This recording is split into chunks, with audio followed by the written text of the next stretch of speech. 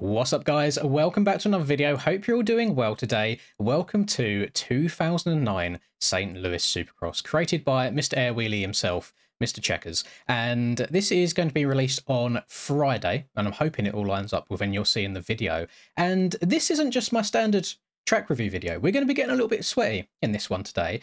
Hopefully you would have got the gist of it by the title and the thumbnail, but Mr. Kellen, Mr. Start Your Systems himself, slid into my DMs as he's very, very good friends with Chris, and I'm guessing he's played this track ahead before I have as well. He suggested that I try and beat James Stewart's qualifying time from back in 2009, back when he was on the San Manuel Yamaha, and his time was a 45.119. Now, looking at this track, it looks longer than 45 seconds, and I haven't actually set wheels on the track just yet, so we're going to be trying to get as close as possible. And I've tried to do my best to replicate Mr. Stewart's setup from back then. The only thing that I couldn't really find was the gloves. I suppose it does a good job of me still fulfilling my contractual obligations, but the rest of this was all in MXP mods, minus the boots. The Nike boots are a bit of an enigma. I got sent a download for them ages ago, and some of you older viewers may be like, well, Peter Stewart didn't wear the Nike boots in 2009. That was 2011 era.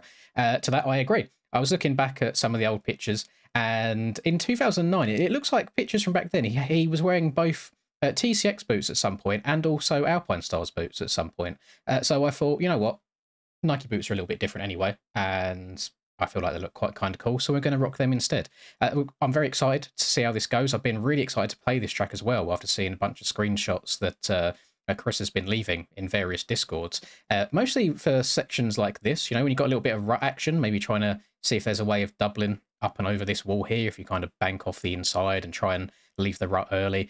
I'm hopeful that we can get around this 45-second mark. So we're going to learn the track for a few laps, then we're going to start try-harding and see how it goes. Hopefully we can succeed in this challenge that Kellen has set for us. So without further ado, let's get into it and spin some laps. Right, let's see how all this goes then, shall we? First of all, straight away, love when people put so much effort into pit areas on this game. It is really, really cool. And I think this is the Red Rider Stadium. Can you ride? You can ride up here as well. Go all the way up into the stands. A big shout out to Red Rider as well for making so many public assets for the community to use as well. I thought you could ride through that. Yeah, shout out Red Rider for this as well. And I've seen a bunch of other banners dotted around. Obviously, we've got Race Tech, who Chris is very close with. We've got some Kel stuff going on back there. We've got Question in the background. We've got Earthworks as well, trying to give everyone their flowers. We've got SYS there as well, obviously mentioning Kellen earlier. Now, it's been a hot minute since I've hopped on the Yamaha. I'll be honest, I've been kind of grinding the KTM recently, as you guys know. But we'll see how it goes. We're going to try and set some banker laps at first, try and work out what ruts do and don't work. Okay, I didn't know it was a whoop section straight from that corner, so we're probably not going to go around the inside at all. That is very unique. Okay. I'm vibing with this. I haven't gone back and watched like the St. Louis races from that point. I'm sure they're probably on YouTube. A lot of the old stuff is. I don't think they bother with copyright too much from the really old stuff, so I'm not going to show anything like that on the stream. I'll probably show you the qualifying sheet, if I remember, to edit it in as well. That would be quite cool to show off to you guys. And it's very nostalgic going back through that list and seeing so many people's names that you remember back in the day but haven't been mentioned in a very long time. Just people like even Bobby Canary, for crying out loud, people that weren't right there at the top, but are still names that stick with you, remember. And it was also very funny seeing Billy Laninovich's name on that qualifying sheet, especially since it was just last year that he came out of retirement and tried putting his wheels on the track again, which was cool to see. I always like rooting for the old boys. So one thing that was quite apparent in that sheet as well is just how far ahead of everyone else Bubble was. And he's a different animal, really, isn't it? When you talk about goats and fastest people on motorbikes, I know you've got like the people that maybe won the most, people like your Ricky Carmichaels or your Stefan Everts and people like that. But then when it comes to just raw speed on a motorbike, I feel like a lot of people have to put James's name up there. I don't think that's something you can really argue against. When he wasn't on the floor, he was going disgustingly quick. But that was, I mean, that's what it was all about, isn't it? Is you go until you crash, essentially. And it was cool seeing that he didn't have any disgusting injuries throughout his career, especially considering how fast he used to go. And you got some really OG clips as well, and stuff like when he landed on the back of Ricky and that was a horrible crash. And, I mean, he has had some really, really bad ones. But I don't think anyone can disagree. Watching Bubba on a KX125 is probably one of the most enjoyable people you can watch on a bike. I'll be completely honest. This whoop section's kind of kicking my ass right now, I'll be honest. And I've just looked at my time. I've got a 59.65. That is a lot of seconds away from the 45-second mark that I need to get at. So we're going to keep on grinding away, try and learn the track a little bit more, and then I'll probably, towards the end, I'll try and set my hot lap. So it feels a lot more unique in terms of its layout than a lot of Supercross tracks we get these days. I mean, even looking at the track map on the right-hand side, it's not just 180 rhythm lane, 180 rhythm lane, 90 on off, 90 rhythm lane. You know, there's a little bit of character to it, a little bit of difference, which I actually quite like to see. You don't get Supercross tracks too much anymore that are just different and outside the box. It's very samey, but then I suppose a lot of that comes down to the stadiums that get ridden in, how fast the bikes are these days as well makes a big difference to what kind of rhythms you can set for the riders. So it is what it is. I do feel like we lack a little bit on the creativity side on Supercross tracks these days, though. I want to see... okay, so going on and off of the over-under there is definitely the quickest way. So it's going to be on, off, jump all the way into the corner here. Can I get anything weird going on? Like, can I... Oh, I wonder if you can jump all the way to that downside of that Dragon's Back there. That's going to require a hell of a techie little tyre tap going on there. Let's, I'll try and hit it once more. If not, I'll just stick to my usual way. If I come further over to the right, stretch that. Oh, that's so doable. So, mark my words, over the next couple of days, someone is going to get that and get it absolutely perfect, and it's going to gain you probably well over a second. That is actually quite disgusting. And then through this rhythm section, what do you reckon? On... Oh, that's a toughie. A lot of time I would say keeping your wheels on the ground is the way to go. Just so you're constantly accelerating forwards rather than jumping in the air. Let's see, what does this outside offer? So you go quad, oh, but then you trip all the way into the corner, so you're kind of doing it in 2 rather than 3, maybe 4. What's this alternative rhythm like? On, off, trip. That trip was huge! Oh my god, but then you do end up singling into the corner, which I don't like. I'd much rather be able to just land in the corner properly. I think outsides are probably going to be quickest here. The insides, they are quite built up, to be fair. The right is a decent size, but I just think for maintaining your speed all around, outside's going to be the way to go. Just need to try and work out what I'm doing through the whoops at the moment. I feel a little bit... Oh, this gives me a kick like halfway through, which does not feel great. Very difficult whoop section, but just looking at the way the track's been just made, to be fair, with the road, it does look like it's meant to be on the more difficult side, which I respect. I mean, a lot of people could take the easy way out and just leave the track completely smooth, so everybody can just have a nice, easy time and really, really enjoy it. But I like when creators go out of their way to make things challenging for us. And I'm going to spin a couple more handful of laps just so I really get the track down. And then after that, I'm going to rejoin you and I'm going to set a little track marker and we are going to try and hot lap our cheeks off and just basically see what kind of lap time we can get. Okay, so I've spun a couple of laps and I thought I'd come to watch some of the broadcasts. Hopefully this doesn't get me demonetized at all or copyright striked. It's impossible. Basically, the track scaling in game is a bit too big to be running those sorts of low lap times. But I just fast forwarded to just a general point throughout the night. I'm guessing this is one of the heat races. Please have a look at this pass that Jason Lawrence made on Michael Essie. That is disgusting corner speed, and I always love seeing people ride Alessi a little bit rough because I really dislike him. But yeah, sorry, let's get back to the laps. So Kellen has set me up for failure, I'm afraid. I think he's set me an impossible task. So if you look at the top left, my best lap is a 53.8, which is a long way away from any 45s. But yeah, having a look at the real broadcast, the track was a lot smaller scaled overall, so it makes sense. And that happens sometimes, to be fair, in MX bikes to make tracks more enjoyable. A lot of people kind of shy away from one-to-one scaled Supercross tracks when they're just trying to have a good time and play with their friends. So things being a little bit scaled bigger is not too bad. I also kind of want to hit this line. I don't know if it's possible, but jumping all the way into the corner here, I think that would just... I don't think it'd be particularly quick because you're in the air for so long, but it would be very, very stylish, to say the least. And in terms of like the quick lines, I think I kind of know what I'm doing for the most part. I'm undecided in this section whether I should be stepping over here or if I should take the other line and then jump my way through. Either way, I seem to end up singling into the corner regardless.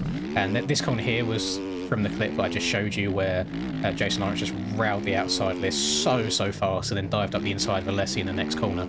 And I do miss a bit of J-Law action. He was just an exciting rider to watch, I would say. A little bit on the explosive side, but that's what people enjoy watching. I've kind of got the whoop section down a little bit better now. I'm finding that the less rider input I give it, so the more I just let my bike do its thing through the whoops, the better I get through them. I'm not going to send this time. I'm going to scrub it, jump to the inside, maybe a little wheelie up and over the roller, inside again. I keep trying to go tight inside here, but I keep jumping a little bit too far past that roller. And when it comes to the Yamaha, so what I've noticed, it's okay. It's which is weird to say, because oh no, oh god, over the bars. That was a good lap up to that point. Because if anyone remembers, in very early pre-season Supercross, I was riding the Yami quite a lot and quite enjoying it. But I don't think it's any secret really that we all admit at this point that the KTM is by far the most superior bike, at least in terms of 450s.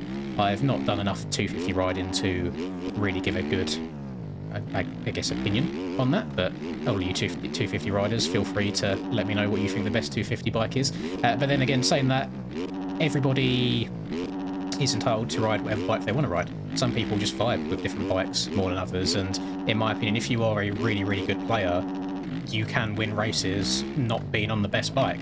However, I am at that point in time in the game right now where I personally feel like I need all the help I can get, so riding the best bike gives me the best chance of getting good results, let's say. So that's exactly why I do it. So we've gone on-off, trip all the way in here. Don't know the best way of getting through this section. I didn't want to hit that little roller there. I found the way that he's built that wall, you haven't got to slow down for it too much. You can just send it. So there's no harm in going inside, and I really don't think you lose much time, if any, from going inside and sending it rather than going outside and doubling over.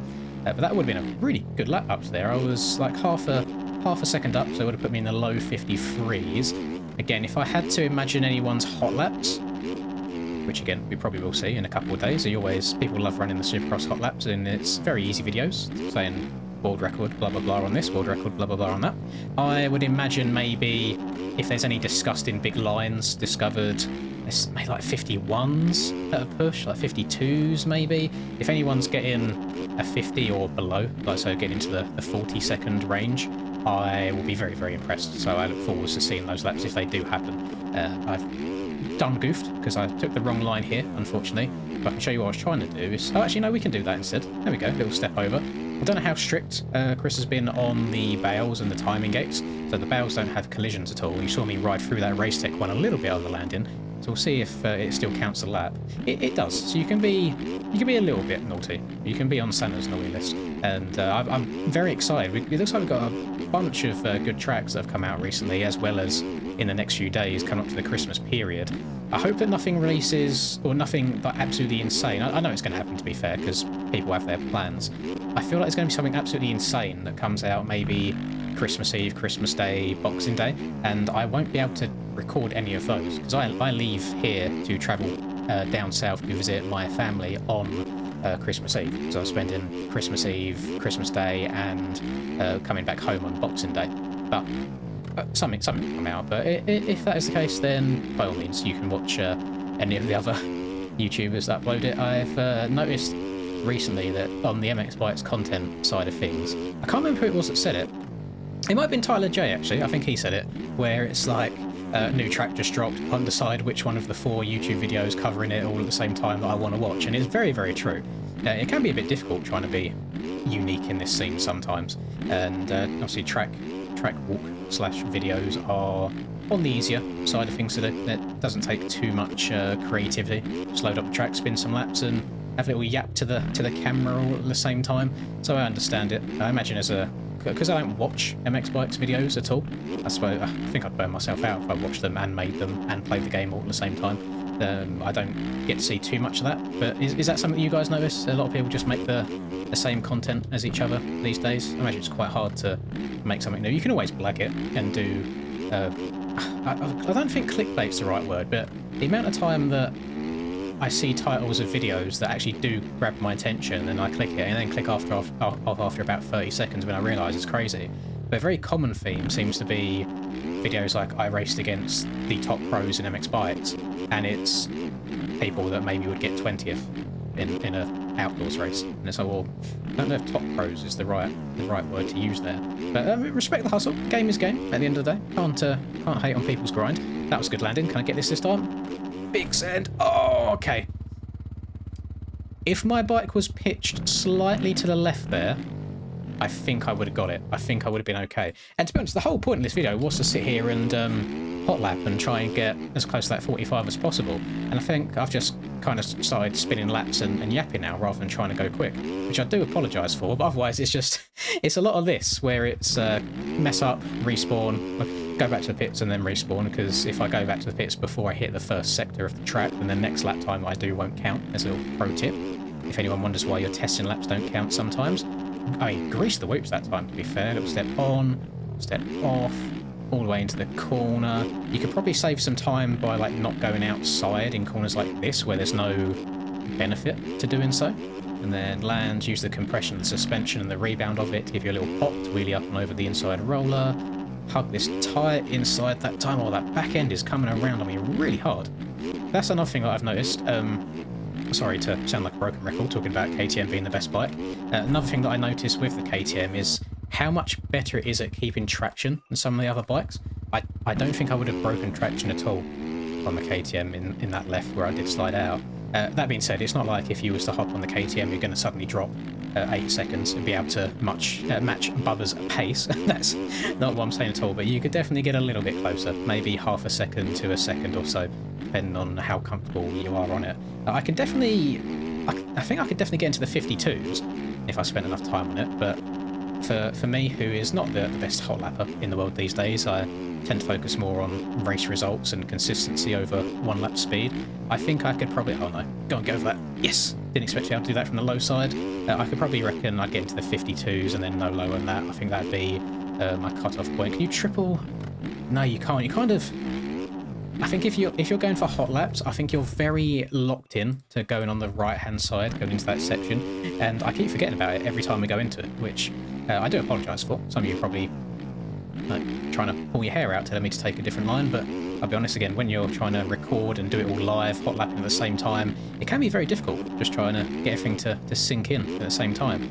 So you kind of step this over to the right, row this corner as hard as you can. There's a little low bit there where he's built the ruts, and then a little wheelie up and over the single. Oh, inside, inside, inside again, just gentle on the throttle this time. Gonna wait to move over to the right, there we go.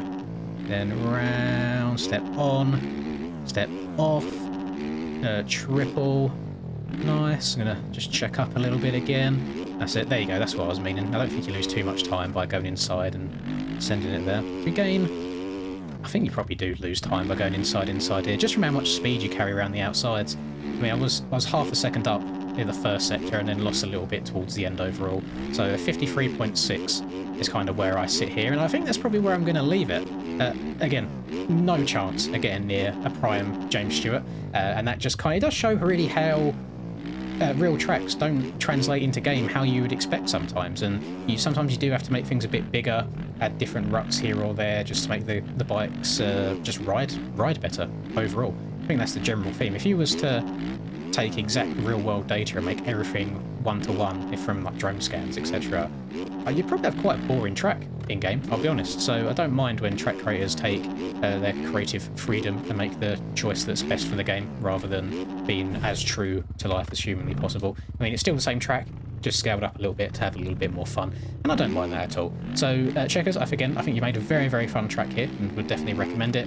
Kellen, you've done me a bit dirty, I'll be honest. There is no chance anyone is getting near that, unless you see someone suddenly just absolutely routing every single corner flat out without sliding out. Then we know they've been up to some funny business in their tyre files, haven't they? So that'll do it for me. I hope you have enjoyed, and again, if you've broken up from school, or maybe you're off work now until the new year as well, I hope the holidays are treating you very well, and go and buy Motor 101 if you haven't yet. I probably should have self-plugged, but again, I'm recording this before Motor 101 even drops. If you have bought it and you enjoy it, I'm glad you do. And if you have bought it and you don't enjoy it, I'm very, very sorry. I tried my hardest. I don't know what else to say. I'm going to love you and leave you. Thank you very much for watching. Please drop a like if you enjoyed. Subscribe to the channel if you're new. All that lovely stuff. Have a lovely rest of the day. What you're up to. I'll catch you all in the next video. Peace. Lynn's in the zone, never backing down. Riding MX bikes, he's the talk of the town. 2022 champ with a YouTube crown. His game is tight, no signs of slowing down. Late nights, bright lights, he's chasing that fame in the digital arena. Writing his name, she's a 10 out of 10. Supporting his lane, hairline might recede, but his passion's the same.